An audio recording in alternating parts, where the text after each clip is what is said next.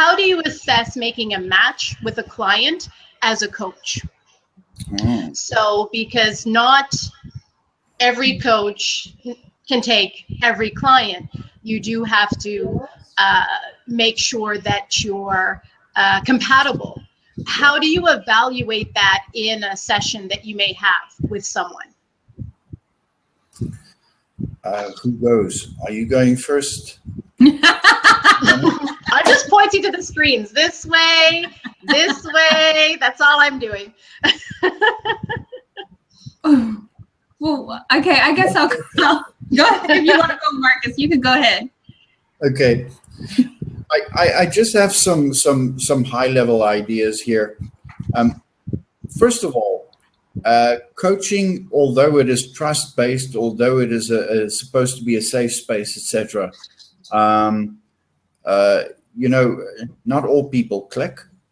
I think sometimes I don't really buy into a paternalistic sort of big brother kind of a helping hand type coaching style.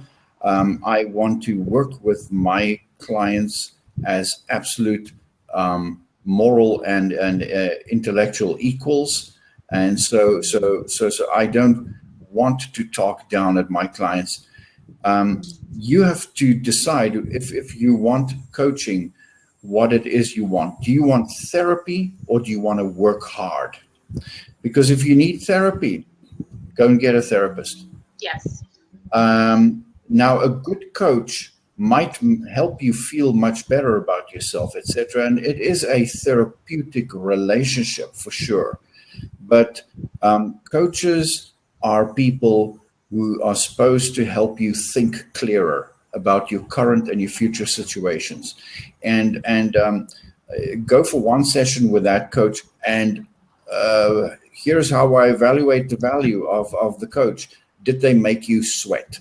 Did they help you think hard about your current reality? And did they tie down for you some actions that you can take tomorrow, not just some conceptual dreaming?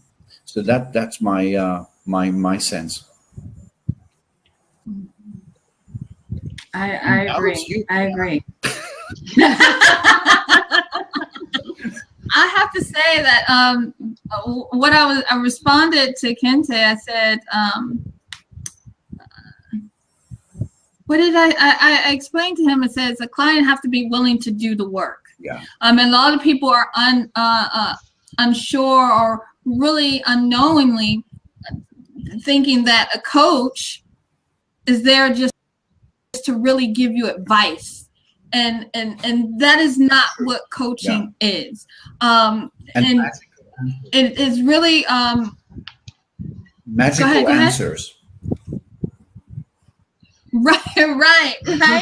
Right. And so really it's really important to really listen to the client initially to see if they are looking for that quick answer, and listening to see if they are, like you said, needing therapy, or listening for these key things that will really reveal to you what it is, whether or not they will be an ideal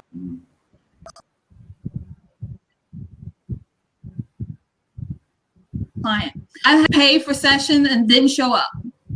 They weren't ready to really figure out if they are ready for coaching. I think that's so important, because you don't want to waste their time. You don't want to really give them false hope. You want to explain to them thoroughly about the process. So I think that having being able to explain that and explain specifically what coaching is, how you can serve them, and what they will gain, and really ask for feedback too initially, as far as how they understand. Make sure that they understand the process. Okay, I think that that's something important that you've added, is that it's not just wanting a coach or being in a position where you need a coach. You actually have to be ready to be a coach and be coachable. Absolutely. I just want to, add that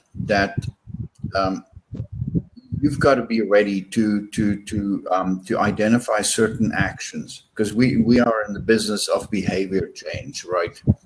Behavior change for your own good, and you have to be willing to walk out of a coaching session with one or two, not just a handful, maybe just one or two things that you will do differently from tomorrow onwards, that are easily and readily applicable, and that will actually bear some fruit in the short run and as well as the long run.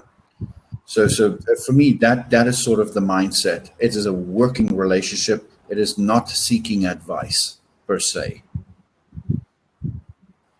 Okay, sounds good. And there might be moments where you can brainstorm with clients and you guys are bouncing back and forth and coming up with great ideas, but you're not necessarily telling them, hey, Marcus, you need to go and do this, and that with a checklist. Fully in agreement.